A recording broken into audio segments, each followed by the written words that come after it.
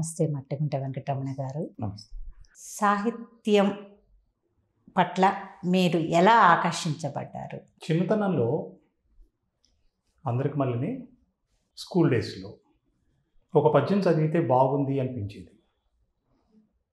ఒక శ్లోకం చదివితే బాగుంది అనిపించేది. దానికి కారణము మనకు తెలుగు చెప్పేటువంటి టీచర్లు, భాషను నేర్పేటువంటి టీచర్లు, ఆ టీచర్ల యొక్క ప్రోత్సాహం, ప్రోద్బలం. కొంతమందికి సైన్స్ పట్ల ఆకర్షణ కలుగుతుంది, కొంతమందికి మ్యాథమెటిక్స్ పట్ల ఆకర్షణ కలుగుతుంది, కొంతమందికి భాష పట్ల ఆకర్షణ కలుగుతుంది.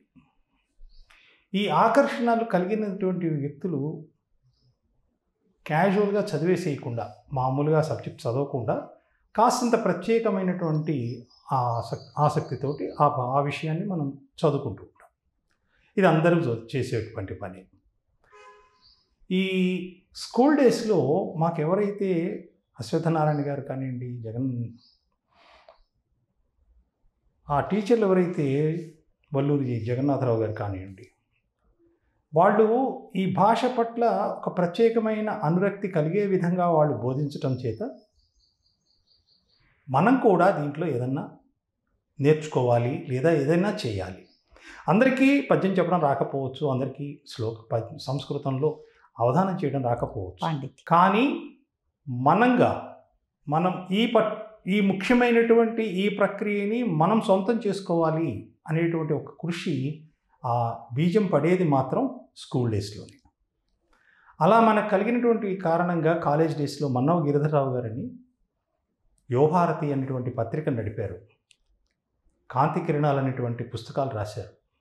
నిజంగా ఆ కాంతి కిరణాలు నా మీద పడ్డాయి. ఆ కారణంగానే వారి సాహిత్యం పట్ల ఒక ఆసక్తి కలిగి యువతకి, అంటే ఆయన చెప్పేటువంటి పద్ధతుల్లో మనము దాని పట్ల ఒక అనుబంధాన్ని ఏర్పాటు చేసుకొని ఆ కాలేజ్ డేస్లోనే సాహిత్య పరిషత్ కార్యక్రమాల్లో పాల్గొనటం.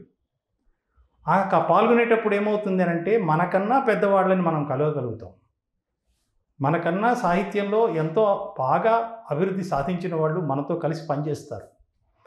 అలా కె రాధాబాయి గారు గుంటూరు టీజీపీఎస్ కాలేజీ ప్రిన్సిపల్గా చేశారు. ఆవిడ Telugu head of the department ప్రిన్సిపల్గా కూడా చేశారు.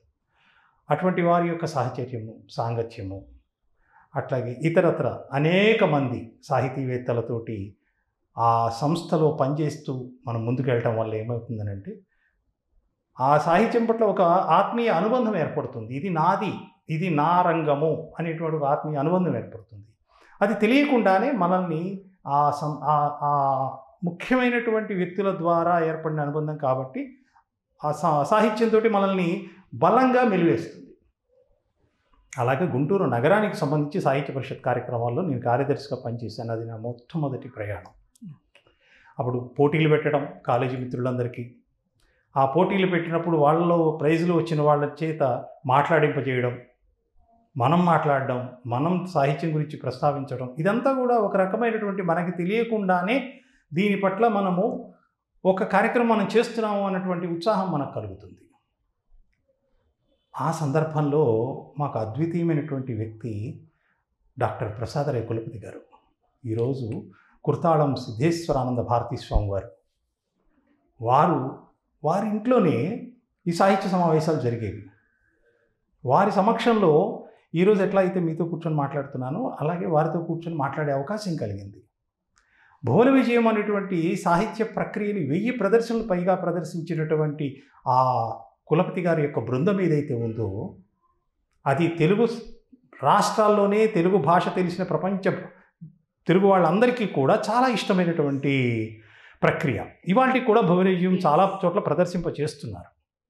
ఈ విధంగా ఆ సాహిత్య అనుబంధం అనేటువంటిది నాకు ఏర్పడటం జరిగింది. మీ ఉద్యోగం యొక్క ఎక్కడే వర్క్ చేశారు? ఒక 2 ముక్కలు మా ప్రేక్షకుల కోసం. 1987 డిసెంబర్లో అందరిలాగానే స్టాఫ్ సెలక్షన్ పరీక్షలు రాయడం, ఉద్యోగం ఢిల్లీలో రావడం, ఇంట్లో వాళ్ళు వద్దనడం, ఉద్యోగం కదా వెళ్ళాలనేటువంటి కోరిక ఉండడం, మొత్తం మీద వాళ్ళని ఒప్పించి ఢిల్లీ అడ్మినిస్ట్రేషన్లో మొదటిసారిగా ఉద్యోగంలో చేరాను. చేరిన తర్వాత నుంచి అక్కడ అందరూ తెలుగు వాళ్ళే ఉండేవారు చాలామంది. ఢిల్లీ అప్పట్లో మా బ్యాచ్ అంతా కూడా తెలుగు వాళ్ళు కలిసే ఉండేవాళ్ళం. అట్లా అక్కడ ఉండేటువంటి సమయంలో ఈ ఢిల్లీలో ఉన్నటువంటి ఆంధ్ర భవన్ ఏదైతే ఉందో, ఆంధ్రప్రదేశ్ భవన్ ఒకటి ఉండేది. అన్ని రాష్ట్రాలకు ఉన్నట్టు ఆంధ్ర భవన్లో తెలుగు సాహిత్యారి సభలు జరుగుతూ ఉండేవి. ఉగాది సందర్భంగా ప్రసాదరాయ కులపతి గారి చేత కార్యక్రమాలు చేయించారు. నా అదృష్టం ఏంటంటే ఆ సభలకి కులపతి గారు ముందుగా నాకు సమాచారం ఇవ్వడము, ఆ వారితోటి కలిసి ఆ సభల్లో పాల్గొనటము జరుగుతూ ఉండేది. ఆ సభల్లో ఒక సభకి ఆనాటి రాష్ట్ర ముఖ్యమంత్రి ఎన్టీ రామారావు గారు వచ్చేసారు. వచ్చి ముందు కూర్చొని ఉంటే కులపతి గారిని రాముడి మీద ఆయన పద్యాలు చెప్తూ ఉన్నారు. ఎవరో ఆ భువన విజయంలో ఉన్నటువంటి మరొక కవి రావణాసుని మీద కూడా చెప్పండి అని అన్నారు.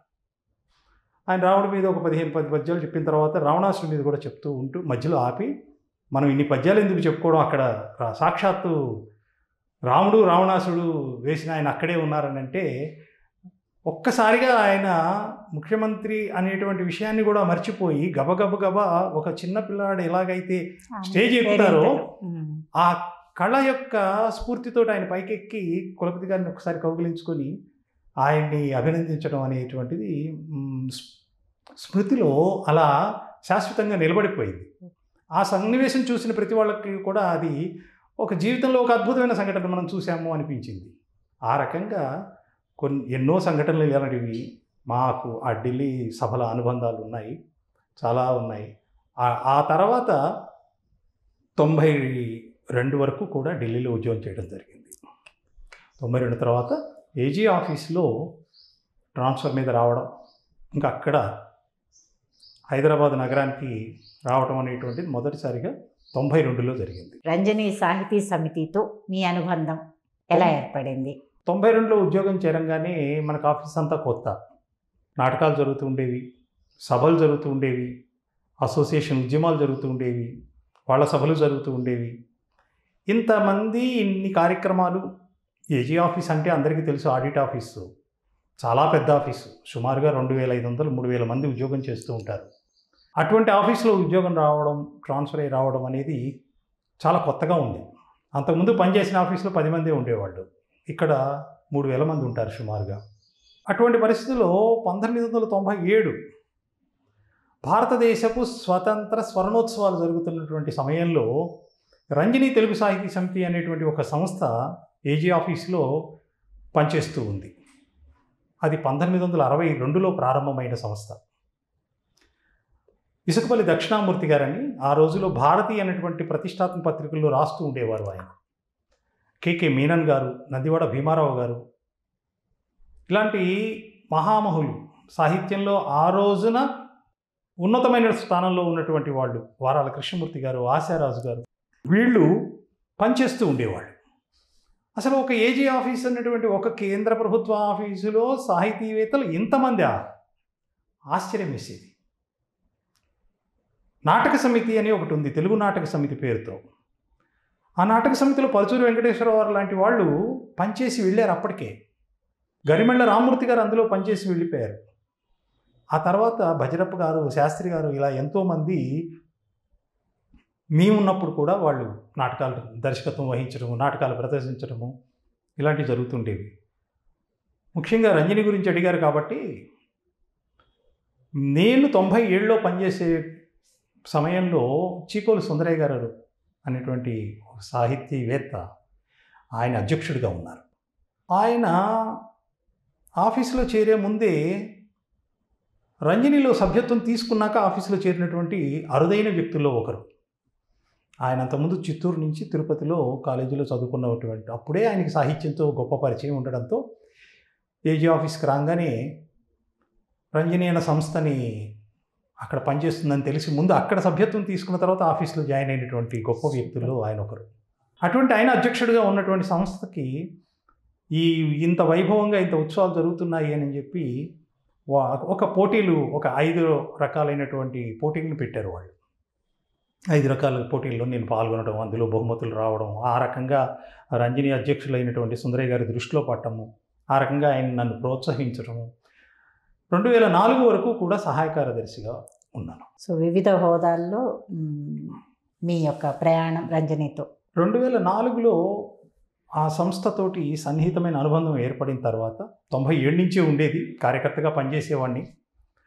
2004కి వచ్చేటప్పటికి కాస్త యాక్టివ్గా పనిచేయడంతో ఆ సహాయ కార్యదర్శిగా నన్ను తీసుకోవడం జరిగింది, ఎన్నుకోవడం జరిగింది. అక్కడి నుంచి సుందరయ్య గారు చేసే ప్రతి కార్యక్రమంలోనూ, అలాగే పద్మనాభన్ గారు, గరికపాటి చంద్రశేఖర్ గారు అధ్యక్షుడిగా పనిచేశారు. ఈ పుట్టిరేవు శ్రీనివాసరావు గారు, కుంపుటి ఆదిశేషు గారు, ఇలాంటి వాళ్ళు ఆశుగా అలవోకగా పద్యాలు చెప్పగలిగినటువంటి వాళ్ళు వీళ్ళు. ఇలాంటి వాళ్ళ మధ్యలో భాస్కర్ శర్మ గారు, ముళ్ళపూడి భాస్కర్ శర్మ గారు, ఇలాంటి వాళ్ళ మధ్యలో చాలా గమ్మత్తైనటువంటి వాతావరణం. ఇవాళ చూస్తుంటే చాలా ఆశ్చర్యం వేస్తుంది. ఒక 12 పోస్టులు ఉంటాయి ఆ రంజని సంస్థకి. 45 మంది పోటీ పడేవాళ్ళు ఎలక్షన్లు పెడితే. అసలు ఆఫీస్లో ఒక మున్సిపాలిటీ ఎలక్షన్ జరుగుతున్న వాతావరణం ఉండేది. అటువంటి వాతావరణంలో ఆ సంస్థ ఉండేది. ఎంత చైతన్యవంతంగా ఉండేదంటే నేనంటే నేను అని ఆ ఉత్సాహంతో పనిచేసేవాళ్ళు అందులో. ఇంకొక ఆశ్చర్యకరమైన విషయం ఏంటంటే, ప్రతి సంవత్సరం నవలలు కొంటాం మేము, ఒక 50,000 ఖర్చు పెట్టి. ఆ నవలలు పట్టుకెళ్ళటానికి పోటీ పడి వచ్చేవాళ్ళు, క్యూలో నుంచునేవాడు. నాకు కావాలని ఎండమూరి వారి నవలలు ఏంటి, ఇక ఇతర ప్రసిద్ధి చెందిన గుంటూరు శేషేంద్ర శర్మ గారి సాహిత్యం ఏంటి, ఇతరత్ర రచయితల యొక్క సాహిత్యం అంతా కూడా మా దగ్గర అందుబాటులో ఉండేది. అవన్నీ కూడా మా సభ్యులందరూ చదివేవాళ్ళు. అందుకే ఏజీ ఆఫీస్లో ఎవరిని కదిలించినా కూడా కాస్త సాహిత్యం పలుకుతుంది. ఆ రకమైనటువంటి ఉత్తమ అభిరుచి కలిగినటువంటి పాఠకులు ఏజీ ఆఫీస్లో ఉండడం ఆ సంస్థకి, అలాగే ఆ పాఠకులకి కూడా ఒక పూర్వజన్మ సుకృతం అనే చెప్పాలి. ఇలాగా 2004 తర్వాత 2007 సమయంలో ప్రధాన కార్యదర్శిగా బాధ్యత స్వీకరించిన తర్వాత అనేక కార్యక్రమాల్ని రూపొందించుకోవడం జరిగింది. అలా నేనుగా కార్యదర్శిగా ఎన్నికైన తర్వాత ప్రతి సంవత్సరం కూడా పూర్వం నుంచి వస్తున్నట్లుగానే ఉగాది సంచిక, దసరా దీపావళి సంచికలు, అలాగే కొన్ని ప్రత్యేక సంచికల్ని వేయటం కూడా జరిగింది. ఇవి కాకుండా నిత్యము కార్యక్రమం జరుగుతూ ఉండాలి, కనీసం నెలలో 2 పెద్ద కార్యక్రమాలు జరగాలనేటువంటి ఆలోచనతోటి శతజయంతి పూర్తయిన సాహితీవేత్తల సభలని కండక్ట్ చేసుకోవడం జరిగింది. ఈ శతజయంతి పూర్తయిన సాహితీవేత్తల సభలకి రచనా స్రవంతి అన్న పేరు పెట్టుకున్నాం. ఈ రచనా స్రవంతి ఈ టైటిల్ తోటి పెట్టినటువంటి కార్యక్రమాలు సుమారు 38 కార్యక్రమాలు చేశాం మేము. ఈ కారణం ఏంటి, ఇలా శతజయంతి ఎందుకు పూర్తయిన వాళ్ళ సభలు ఎందుకు పెట్టుకున్నాము అని అంటే, ఇవాల్టి జనరేషన్కి పూర్వ కవుల యొక్క సాహిత్య వైభవం తెలియదు. అంటే సుమారు 100 ఏళ్ల క్రితము ఉన్నటువంటి సాహితీవేత్తల యొక్క వివరాలను గురించి మన వాళ్ళకి తెలియచేయాలి అంటే వాళ్ళ మీద పిహెచ్డి చేసిన వాళ్ళు. కాళోజీ నారాయణరావు గారి గురించి మన తెలుగు యూనివర్సిటీ రిజిస్టర్ గౌరీశంకర్ గారు మాట్లాడారు. మన కృష్ణా పత్రిక ఎడిటర్ గురించి మన దత్తాత్రేయ శర్మ గారు మాట్లాడారు, మనువాముల దత్తాత్రేయ శర్మ గారు మాట్లాడారు. ఇలాగా అంపశయ్య నవీన్ గారు వచ్చి మాట్లాడారు. ఇలాగ వేదగిరి రాంబాబు గారు గురజాడ అప్పారావు గారి గురించి, గిడుగు రామ్మూర్తి గారి గురించి మాట్లాడారు. ఈ సభలో ప్రత్యేకం ఏంటంటే ఒకళ్ళని మళ్ళీ పిలవం, ఒక స్పీకర్ని ఇంకోసారి పిలవం. కానీ పాల్గొమి పద్మరాజు గారి విషయంలో వేదగిరి రాంబాబు గారిని మళ్ళీ పిలవడం జరిగింది. దానికి కారణం ఆయన చెప్తారు. 24 రాష్ట్రాల్లోనూ పాల్గొమి గారి గురించి మాట్లాడింది నేనొక్కనే. ఆయన యొక్క సభలని సాహిత్యం గురించి కూడా కూలంకషంగా నేను అన్ని జిల్లాల్లోనూ ప్రసంగించడం జరిగింది అని చెప్పి వారిని పిలిచి వారి చేత మాట్లాడించుకోవడం జరిగింది. ఇట్లాగా సాహిత్యం పట్ల పరిపూర్ణమైనటువంటి అన్ని కోణాలని ఎవరైతే ఈ 38 మంది సాహితీవేత్తల్ని మేము తీసుకొని మాట్లాడించామో ఆ సాహితీవేత్తల యొక్క సాహిత్య పరిజ్ఞానం, ద్వానా శాస్త్రి గారు మాట్లాడారు మొక్కపాటి నరసింహశాస్త్రి గారి గురించి. ఇట్లా ఒక్కొక్క సాహిత్య అంశం మీద ఆ పరిపూర్ణమైనటువంటి అవగాహన కానీ పిహెచ్డి కానీ శంకు గారు మాట్లాడారు మునిమాణిక్యం నరసింహారావు గారి గురించి. అంటే మునిమాణిక్యం గారి గురించి ఎందుకు అనుకుంటున్నామంటే, కాంతం కథల్ని ఆయన దర్శకత్వం వహించారు దూరదర్శన్లో. దానికి గొప్ప ప్రేక్షకాదరణ పొందింది ఆ సిరీస్. అందుకని చెప్పి వారిని పిలవడం జరిగింది. వారైతే శుభ్రంగా టీవీ పెట్టేసి టీవీలో ఆ సినిమా చూపిస్తూ, ఈ సినిమాలో మునిమాణిక్యం గారి ప్రతిభ ఇలా ఉంది, దీన్ని ఇలా మేము చూపించామని చెప్పి, అది ఇప్పుడు మనం చెప్తున్నట్టుగా పవర్ పాయింట్ ప్రెజెంటేషన్ లాగా ఆ రోజున ఆయన ఇవ్వడం జరిగింది. ఇది గొప్ప అనుభూతిని మిగిల్చినటువంటి కార్యక్రమం. మీదంటూ మట్టిగుంట వెంకటరమణ గారి మైల్ స్టోన్స్ సాహితీ ప్రస్థానంలో అట్లాంటి వాటిలోనే ఈ రచనా స్రవంతి ఒకటి చెప్పుకోవచ్చు.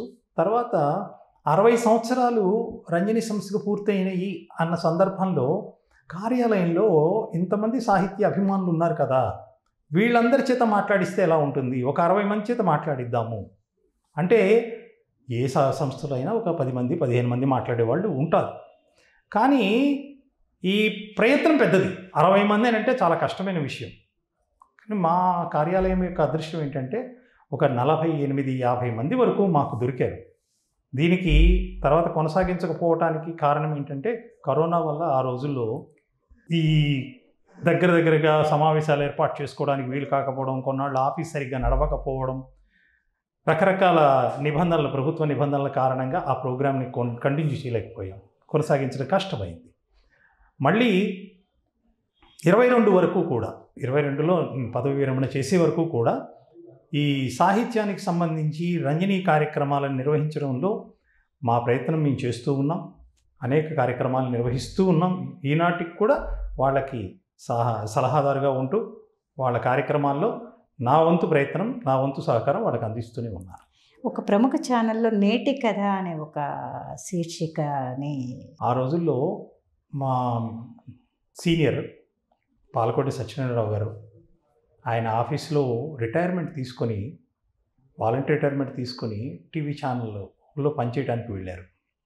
ఆయన రచనా సహకారం ఈ నేటి కథ అన్న కాన్సెప్ట్ అనుకున్నప్పుడు నన్ను కలిసి దీనికి సంబంధించిన కొంత పని నువ్వు చేయాలి అని అడిగినప్పుడు, ఈ నేటి కథకి సంబంధించి 1441 ఎపిసోడ్స్, ప్రతిరోజు గత చరిత్రలో ఏం జరిగింది అనే విషయం మీద, భారతదేశానికి సంబంధించి అట్లాగే మన తెలుగు వాళ్ళకి సంబంధించి ఈ రెండు కాకుండా అంతర్జాతీయ విషయాల మీద, ఇలాంటి అంశాల నుంచి ఒక అంశాన్ని ఎన్నుకొని ఆ రోజు మనం ఒక 2 నిమిషాల కార్యక్రమం చూపించే ప్రయత్నం చేశాం. అది ఆ రోజుల్లో సివిల్స్కి ప్రిపేర్ అయ్యే వాళ్ళు నోట్ చేసుకున్నట్టుగా మాకు తెలిసింది. అది చాలా పాపులర్ ఎందుకయింది అని అంటే, ఆ రోజుల్లో సాహిత్యము, చరిత్ర, క్రీడలు ఇలా ఒకదానికి కమిట్ కాకుండా అన్ని విషయాల్లో నుంచి బెస్ట్ ఆఫ్ ద బెస్ట్ మేము అంశం తీసుకొని అందులో చూపించడం జరిగింది. అది ఇండియా బుక్ ఆఫ్ రికార్డ్స్లో కూడా నమోదయ్యి, 2012 ఇండియా బుక్ ఆఫ్ రికార్డ్స్లో కూడా నమోదైంది.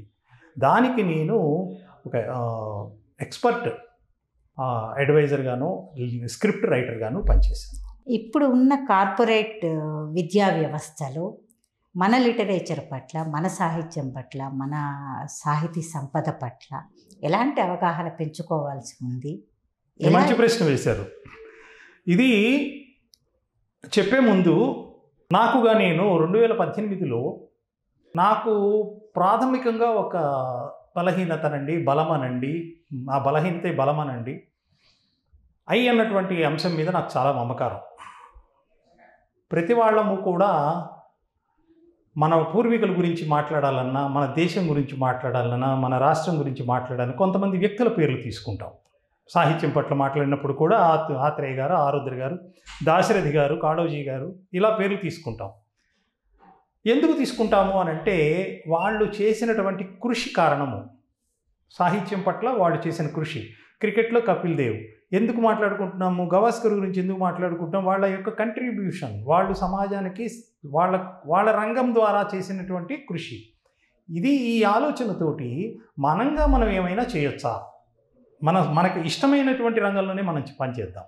ఇలా మనకి ఇష్టమైన రంగంలో మనం పనిచేసేటప్పుడు దీనికి మనకి నచ్చిన పేరుతో మనం ఈ కార్యక్రమం కనుక చేసినట్లయితే అది మనకు తృప్తినిస్తుంది.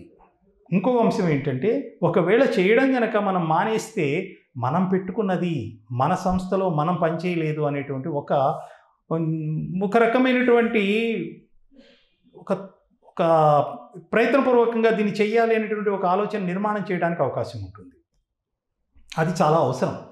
ఎందుకంటే ఇప్పుడు ఏదో ఒక ఇన్స్పిరేషన్ని ఆధారంగా తీసుకొని మనం కార్యక్రమాలను చేయాలి. ఆ ఇన్స్పిరేషన్ మనకు కావాలి.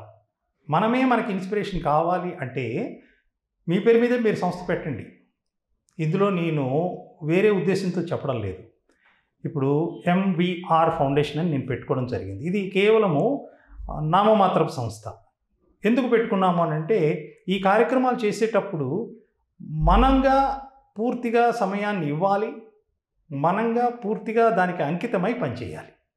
ఇలా పనిచేయడం వల్ల రెండు విషయాలు మనకి గమనంలోకి వస్తాయి. ఒకటి తృప్తి, మనం నమ్మినటువంటి మనకి ఇష్టమైనటువంటి ఆ అంశం పట్ల మనం పనిచేస్తున్నందుకు మనకు ఒక తృప్తి కలుగుతుంది. అలాగే ఈ పని ద్వారా మనం ఎవరికైనా సహాయపడ్డామా అనే విషయంలో కూడా మనకి ఒక రకమైనటువంటి ఆనందం కలుగుతుంది. ఈ రెండు అంశాలు ఎవరి దగ్గరైతే ఉంటాయో, ఎవరైతే చేయగలుగుతారో వాళ్ళందరూ సక్సెస్ఫుల్ పర్సన్సే అవుతారు. ఎందుకంటే కొంతకాలం చదువుకున్న తర్వాతనో, ఒక ఉద్యోగం చేసిన తర్వాతనో పదవి విరమణ చేయక తప్పదు. చేసిన తర్వాత మేమంతా ఖాళీగా ఉన్నాము, మాకేమీ పని లేదు, మా సేవల్ని ఎవరు వాడుకోవటం లేదు అనేటువంటిది చాలామంది మాట్లాడే మాటలు వింటూ ఉంటాము. అది కాదు అనేది నా పద్ధతి. మనంగా మన సమాజానికి మన వంతు సహాయంగా ఏం చేయగలిగితే చేయాలి. అందుకోసం ఈ సంస్థ పెట్టుకోవడం జరిగింది. 2018లోనే నంద్యాల మురళీకృష్ణ గారి అన్నగారి కూతురు యొక్క సంగీత కార్యక్రమాన్ని ఏర్పాటు చేయడం జరిగింది. ఆ కార్యక్రమంతో మొదలైనటువంటి ఈ సంగీత కార్యక్రమం, అదే కార్యక్రమంలో డివి రమణి గారి భగవద్గీత పిల్లల కోసం రాసినటువంటి ఒక పుస్తకాన్ని కూడా ఆవిష్కరించాం. సంగీతము సాహిత్యము ఒకే సభలో ప్రారంభం కావడము మా మొదటి కార్యక్రమం అయింది. అది త్యాగరాయగాన సభలో ఏర్పాటు చేసుకోవడం జరిగింది. ఆ రోజు నుంచి దాదాపు ఒక 52 కార్యక్రమాలు ఇప్పటివరకు నిర్వహించుకున్నాం. వేదగిరి రాంబాబు గారు సాహిత్యంలో తెలుగు వాళ్ళకి కొత్త శిఖరాలను చూపించారు.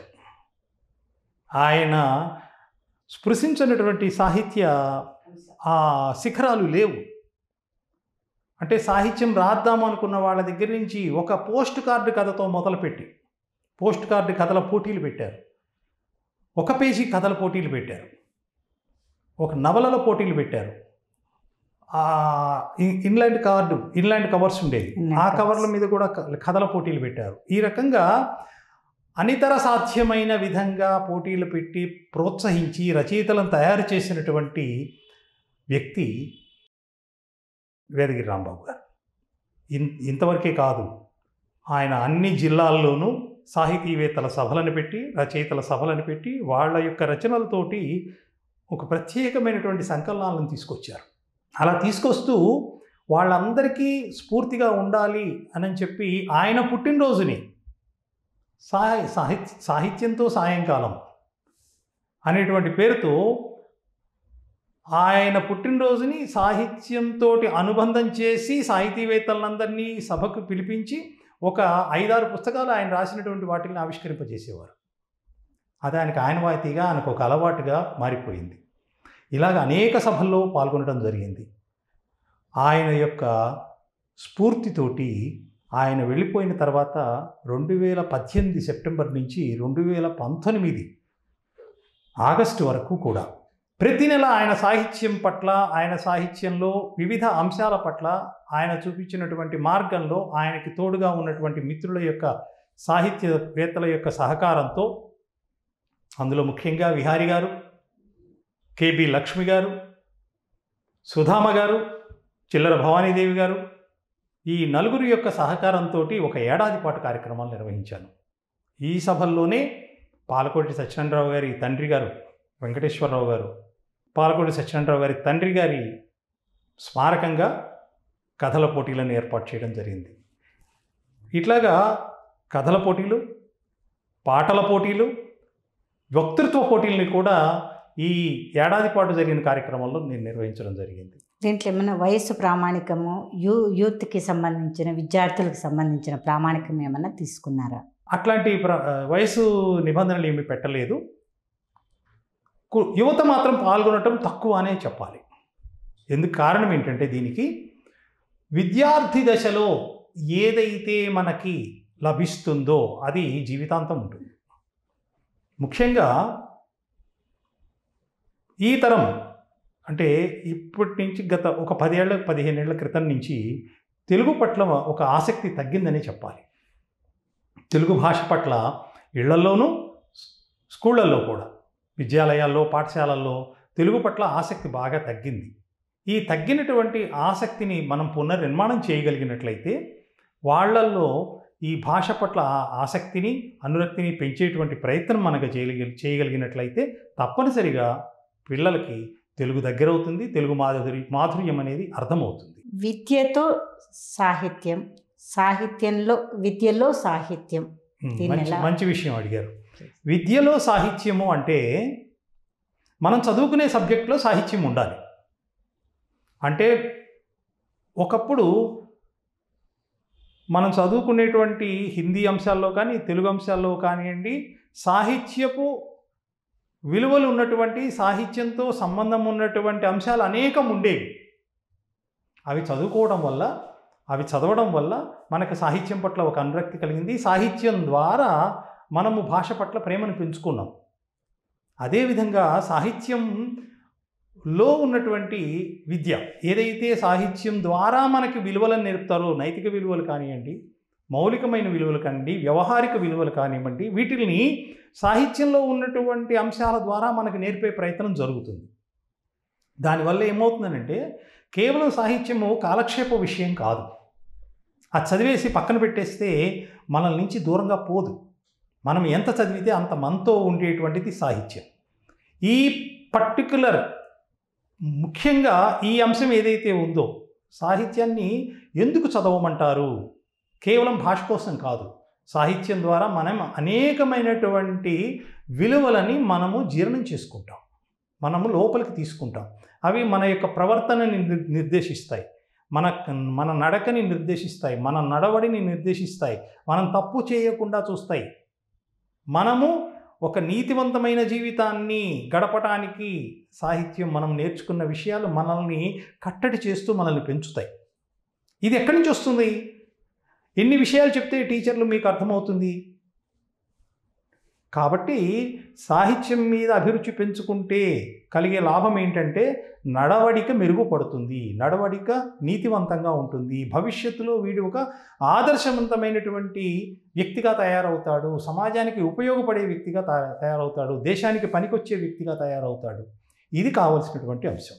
ఇప్పుడున్న విద్యా విధానము, ఇప్పుడున్న పాశ్చాత్య నాగరికత, దేశం వదిలి వెళ్ళడము, ఒక సంపాదన పరంగా కానీ, సొసైటీలో దాన్ని ఏమంటారు, కాస్ట్ ఆఫ్ లివింగ్ కానీ, వాట్ ఎవర్ ఇట్ ఈస్, విదేశాల పట్ల మక్కువ చూపిస్తున్నారు.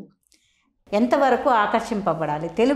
తెలుగును ఓన్ చేసుకోవడంలో, మన మాతృభాషను ఓన్ చేసుకోవడంలో, మన సాహిత్యాన్ని, లిటరేచర్ని, మన సంపాదనని ఓన్ చేసుకోవడంలో యువత కానివ్వండి, తల్లిదండ్రులు కానివ్వండి, సొసైటీ కొంత మేరకు ఫెయిల్యూర్ అవుతోంది అనే. ఫెయిల్యూర్ కాదండి, ఇది ఫెయిల్యూర్ కాదు. ఇప్పుడు ఒక నది ప్రవహిస్తుంది, ఇలాగే ప్రవహించాలని ఏమి రూల్ ఉండదు. పల్లం ఇటువైపు ఉంటే నీళ్ళు అటువైపు వెళ్ళిపోతాయి. అంతేగాని నది ప్రవహిస్తుంది అని చెప్పి మనము నది దగ్గరికి వెళ్ళాలి, కానీ నది మన దగ్గరికి రాదు. మార్పు అనేటువంటి సమాజంలో అన్ని రంగాల్లో కూడా జరుగుతుంటాయి. ఈ మార్పు అనే దాన్ని ఎవరు నిర్దేశించలేరు, దానికి అనేక కారణాలు ఉంటాయి. ఇప్పుడు విద్యలో తెలుగు తగ్గింది. ఎక్కడ తగ్గింది? స్కూళ్ళల్లో చెప్పడం తగ్గింది. మరి మీ ఇళ్లల్లో ఏం చేస్తున్నారు? తగ్గిన ద్వారా మనం ఇళ్లల్లో తెలుగును కనుక నేర్పుకోగలిగితే, తెలుగు నేర్పుకునేటువంటి పద్ధతిని మనము అలవాటు చేసుకోగలిగితే మనకి రాదు. ఇవాళ చాలామందికి శ్లోకము, పద్యము రాదు. మన ఇంట్లో చక్కగా టీవీలు ఉన్నాయి, అందులో సాహిత్య కార్యక్రమాలు వస్తాయి. వాటిని చూసేటువంటి ఆసక్తిని పెంచుకోండి. తెలుగు ఇంట్లోనే ఉంటుంది. శుక్లాంబరధరం అని చెప్పడమే కష్టంగా. అలాంటిది మనకి అవకాశం ఉన్న మీడియాలో అందరి చేతుల్లో కూడా ఫోన్లు ఉంటున్నాయి. ఫోన్లలో సాహిత్యానికి సంబంధించిన అనేక అంశాలు వస్తున్నాయి. వాటిని చూసే ప్రయత్నం చేయండి, పిల్లలకు చూపించే ప్రయత్నం చేయండి. సాహిత్య అంశాలని అవధానాలు జరుగుతున్నాయి, వాటిని చూపించండి. లేదా ఒక పద్యం, మంచి పద్యం మీకు వస్తే చదివి వినిపించండి. లేదా చదువుతున్న వాళ్ళని ఆ చదివే విషయాన్ని చూపించండి. ఈ మధ్య నా మిత్రుడితోటి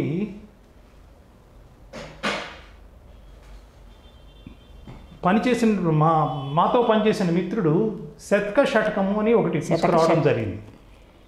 6 శతకాలని ఒక్క పుస్తకంగా తీసుకొచ్చి తాత్పర్యంతో సహా ఆయన రూపొందించడం జరిగింది. ఇందులో దాశరథి శతకము, సుమతి శతకము, భాస్కర శతకము, నృసింహ శతకము, కాళహస్తీశ్వర శతకము, వేమన శతకము ఇలా అన్నీ కలిపి మనం ఇలాగా దీనివల్ల ఏమిటి ఉపయోగము అని అంటే చిన్న చిన్న మాటల్లో వేమన శతకంలో ఉండేటువంటి పద్యాలు గొప్ప నీతిని నేర్పుతాయి. తన కోపమే తన శత్రువు, తన శాంతమే తనకు రక్ష, దయ చుట్టంబో. ఇలాంటి విషయాల్లో 4 లైన్లలో అందించడం వల్ల అసలు వాల్యూమ్స్ ఆఫ్ ఈ పర్సనాలిటీ డెవలప్మెంట్ బుక్స్ ఏవైతే ఉన్నాయో ఇవి చెప్పలేని విషయాన్ని 4 లైన్లలో చెప్పాడు ఆయన. విశ్వదాభిరామ వినురవేమ అనేటువంటివి ఆ ఒక ప్రాస లైన్ తప్పించి మిగతాది కనుక 3 లైన్లు ఒక్కొక్క అంశం మీద కొన్ని వందల పుస్తకాలు వచ్చి ఉన్నాయి వాటికి. ఆ అంశాల కన్నా ముందే, ఆ పుస్తకాల కన్నా ముందే మన ఇంట్లో మన చిన్నపిల్లలకి ఈ శ్లోకం, ఈ పద్యం చెప్పగలిగితే ఆ పుస్తకాలు చదవాల్సిన అవసరం ఉండదు. పర్సనాలిటీ డెవలప్మెంట్ కోసం ఏ ఇన్స్టిట్యూట్లకి పోవాల్సిన అవసరం ఉండదు. భాషని మనం ఎంత దూరం చేసుకుంటే అంతకన్నా ఎక్కువ మనం పరిగెట్టాల్సి వస్తుంది. మన ఇంట్లో సాహిత్యము, మన ఇంట్లో సంస్కృతి, మన ఇంట్లో సాంప్రదాయాలని ఎప్పుడైతే మనం విస్మరిస్తామో వాటిని వెతుక్కుంటూ ప్రపంచమంతా తిరగాల్సి వస్తుంది. ఇవాళ ఆస్ట్రేలియా వెళ్ళిన వాళ్ళు కూడా నాట్యం ఎట్లా నేర్చుకోవాలా అని నేర్చుకుంటున్నారు, సంగీతం ఎట్లా నేర్చుకోవాలని నేర్చుకుంటున్నారు. అమెరికా వెళ్ళిన వాళ్ళు కూడా సంగీతం కోసం, సాహిత్యం కోసం వెతుకుతున్నారు. అలాంటి వాటి పట్ల అభిరుచి పెంచుకుంటున్నారు. అది మనము మన ఇళ్లల్లో మన పిల్లలకి మనం నేర్పగలిగితే తద్వారా ఆ పిల్లలు భవిష్యత్తులో ఎవరి కోసమో ఎవరి దగ్గరికి వెళ్ళవసరం ఉండదు. ఆ ప్రయత్నం మనం చేయాలి. అలా చేయటం ద్వారా మన ఇంట్లోనే సాహిత్యము, సంస్కృతి, సంప్రదాయాలు ఉండేలాగా చూసుకున్నట్లయితే మన పిల్లలకి మనము చక్కటి వాళ్ళకి ఒక దాన్ని ఏమంటారంటే ఎన్విరాన్మెంట్, మన పిల్లలకి భవిష్యత్తులో ఏ అవసరము లేకుండా వాళ్ళు ఎదిగేటువంటి ఒక అవకాశం ఇవ్వగలుగుతాం. ఒక క్యారెక్టర్, ఒక క్యారెక్టర్ని మనం అందించిన వాళ్ళం అవుతాం. మీరు గమనించండి, మంచి సాహిత్య కుటుంబం నుంచి వచ్చినటువంటి వాళ్ళని ఎవరూ కూడా తప్పుపట్టలేరు, ఎవరూ కూడా వాళ్ళని దోషులుగా చూపించలేరు, ఎవరు కూడా వాళ్ళని తప్పుపట్టలేరు. దానికి కారణం ఏంటంటే వాళ్ళు నేర్చుకున్నటువంటి సంస్కృతిలోనే అనేక విషయాలు వాళ్ళు నేర్చుకోవడం జరిగింది. ఆ కారణంగా వాళ్ళు నలుగురికి ఆదర్శంగా ఉంటారే తప్ప మరో రకంగా ఉండరు.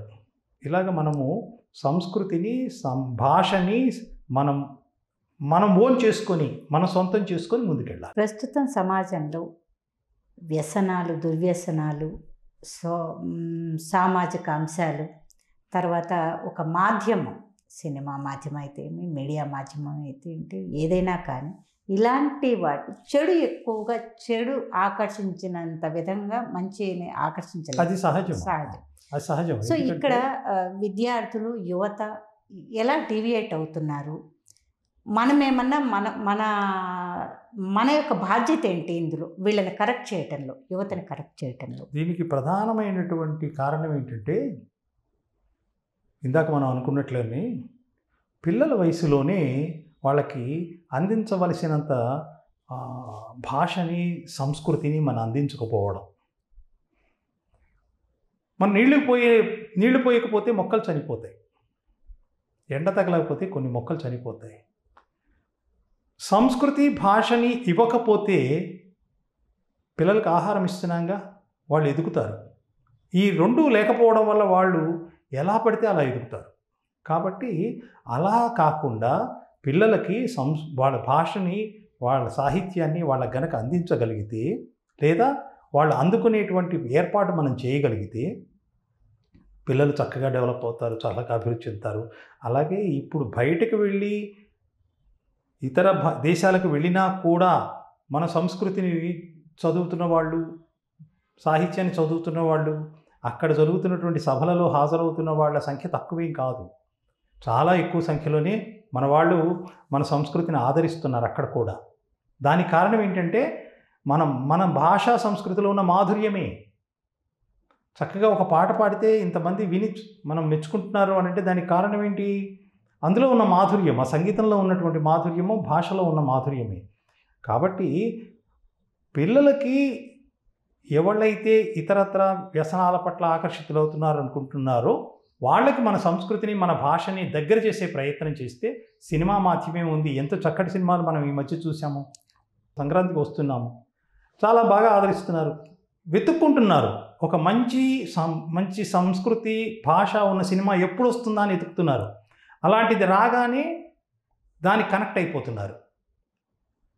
కనెక్ట్ అవ్వట్లేదు అని అంటే వాటికి అవి లేవు అని అర్థం.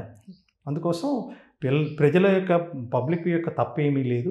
ప్రజలు ఎప్పుడూ కూడా మంచి సంస్కృతి, మంచి సాహిత్యము, మంచి సినిమా, మంచి భాష, వాటి కోసం ఎప్పుడు కూడా ఎదురు చూస్తూనే ఉంటారు. విశ్వనాథ్ గారి సినిమాలు ఇప్పటికీ మనం జ్ఞాపకం చేస్తున్నాం. సీతారామ శాస్త్రి గారి పాటలు ఇప్పుడు జ్ఞాపకం చేసుకుంటాం.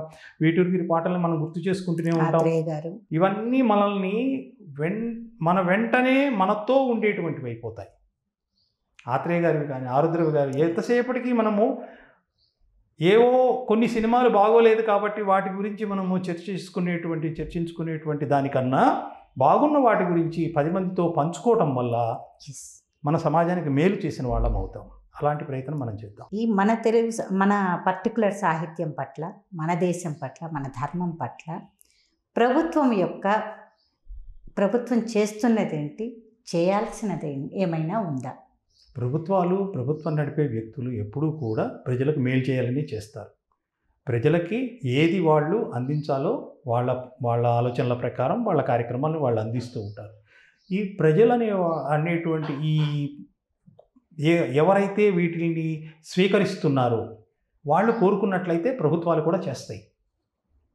వీళ్ళు కోరుకోకుండా ప్రభుత్వాలు చేయట్లేదు అనుకోవడం అనేటువంటిది అంత కరెక్ట్ అయిన. వీరు కోరుకోకుండా అనేది ఒక యాంగిల్, వీరు కోరుకోవట్లేదు కదా మేము చెయ్యము అనేది ఒక యాంగిల్ కదా. ఇది కరెక్టే.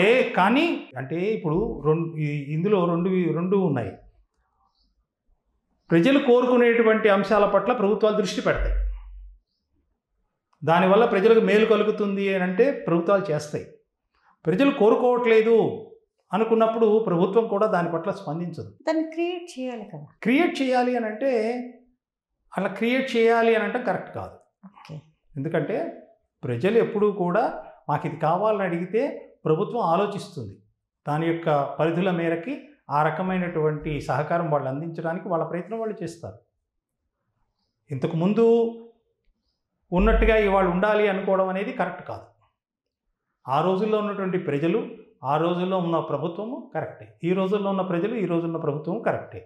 కాబట్టి ఈ మార్పు అనేటువంటిది ప్రజల్లోనూ వస్తూ ఉంది, ప్రభుత్వాల్లోనూ వస్తుంది. అంటే మారుతున్న కాలంతో పాటు ప్రభుత్వం నడవాలి, ప్రజలు నడవాలి. దానికి తోడుగా మన భాషని, మన సంస్కృతిని మనం కాపాడుకుంటూ ఉండాలి. దానిలో ప్రజల పాత్ర, ప్రభుత్వం పాత్ర రెండూ సమంగా ఉంటాయి. తెలుగు భాష, తెలుగు సాహిత్యం, తెలుగు ప్రజలు, ఈ మూడు ఎప్పుడూ ఒకటికొకటి దూరం కావు. ప్రాంతాలు ఇవాళ మారిన ప్రకారం మారినటువంటి చదువులు కానివ్వండి, మారినటువంటి ఉద్యోగాలు కానివ్వండి, వాటి వల్ల దూర ప్రాంతాలకు వెళ్ళి ఉండొచ్చు.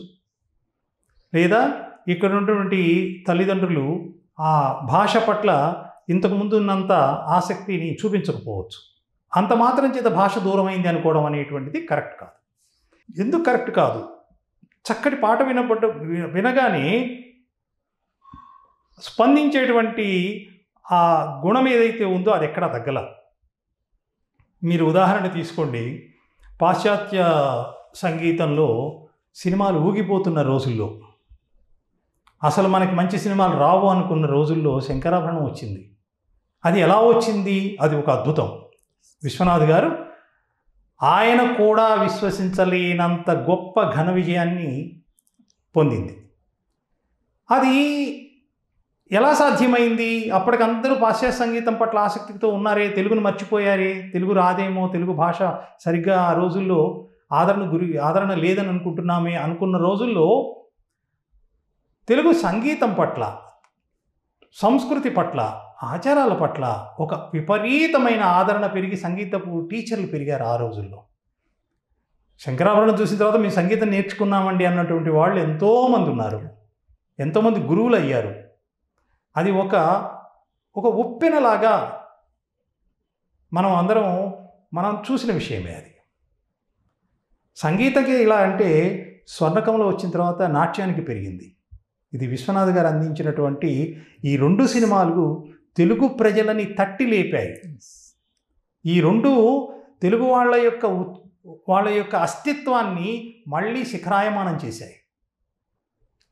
ఎవరినైనా మీ ఇంట్లో శంకరాభరణం చూడని వాళ్ళు ఉన్నారా అంటే లేరు. ఒకళ్ళు 4 సార్లు చూశారు, 5 సార్లు చూశారు. పైగా ఇవాటికి కూడా దాన్ని ఇంట్లలో చూస్తూనే ఉన్నారు ఇన్ని సంవత్సరాలు అయ్యాక కూడా. స్వర్ణకమలం చూసిన తర్వాత నాట్యం నేర్చుకున్న వాళ్ళు ఎన్నో వందల మంది ఉన్నారు. నాట్యాచారులుగా ఎదిగిన వాళ్ళు ఎంతోమంది ఉన్నారు. ఈ 2 సినిమాలు కూడా ఎలాగైతే తెలుగు వాళ్ళకి ఒక చైతన్య స్ఫూర్తిని అందించాయో, అంతవరకు లేదు లేదు లేదు అనుకున్న వాళ్ళందరూ కూడా తిరిగి మనకున్నది, మనకి తెలుసు ఒక సాగర సంగమం అంటే అయితే ఏంటి ఎదురు చూశారు. ఇప్పుడు కూడా ఒక చక్కటి నృత్య ప్రదర్శన కానీ, ఒక చక్కటి సంగీత ప్రదర్శన కానీ జరిగితే ఆ ప్రదర్శనకి చూడడానికి వచ్చే వాళ్ళ సంఖ్య తక్కువేం కాదు, చాలామంది ఉన్నారు. అంటే తెలుగు వాళ్ళకి, తెలుగు సంస్కృతికి, తెలుగు భాషకి ఎప్పుడూ కొదువలేదు. ఆ రకంగా మన పిల్లలకి మనము ఆ భాషని దగ్గర చేయడం అనేదానికి అది ఇది అని కారణాలు వెతుక్కోవాల్సిన అవసరం ఏం లేదు. మన దగ్గర బోలెడంత మెటీరియల్ ఉంది, సామాగ్రి ఉంది, సరంజామా ఉంది. ఒక్కసారి ఆ భాష వైపు తిరిగి చూడండి, ఆ భాషని స్పృశించండి, ఆ భాషని ఒక్కసారి మీరు పలకటం ప్రారంభించండి. ఇళ్లల్లో ఇంగ్లీష్ మాట్లాడుకోండి, తప్పేం కాదు, ఇవాళ అవసరం అది. కానీ 1 గంట తెలుగు కేటాయించండి. పిల్లలతో వారానికి 1 రోజు తెలుగులో మాట్లాడండి. దానివల్ల పిల్లలు కొత్తగా ఉండొచ్చేమో, కానీ పిల్లలకి వాళ్ళ ఆ అనురక్తి పెరుగుతుంది, ఆసక్తి పెరుగుతుంది, దాని పట్ల ఒక ప్రేమ పెరుగుతుంది. తద్వారా కొన్ని తరాలకు మీరు తెలుగు అందించిన వాళ్ళు అవుతారు.